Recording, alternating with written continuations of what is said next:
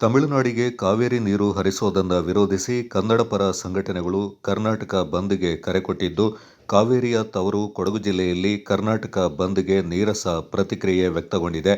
ಜಿಲ್ಲೆಯಾದ್ಯಂತ ಎಂದಿನಂತೆ ಖಾಸಗಿ ಹಾಗೂ ಕೆಎಸ್ಆರ್ಟಿಸಿ ಬಸ್ಗಳ ಸಂಚಾರ ಮಾಡಿದ್ದು, ಆಟೋ, ಟ್ಯಾಕ್ಸಿ ಸೇರಿದಂತೆ ಸಾರ್ವಜನಿಕ ಸಾರಿಗೆ ಸೇವೆಗಳನ್ನು ಕೂಡ ನೀಡಿದೆ.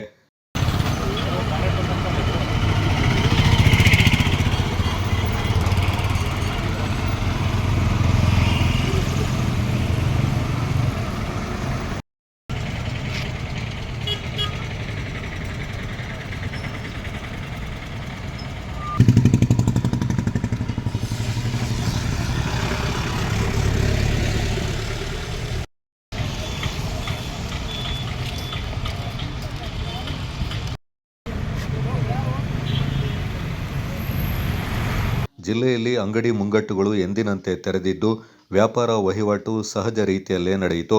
ಬಂದ್ಗೆ ಕೊಡಗಿನಲ್ಲಿ ಯಾವುದೇ ಸಂಘಟನೆಗಳು ಬೆಂಬಲವನ್ನು ಸೂಚಿಸದ ಹಿನ್ನೆಲೆ ಜಿಲ್ಲೆಯ ಜನತೆಗೆ ಬಂದ್ ಬಿಸಿ ತಟ್ಟಿಲ್ಲ.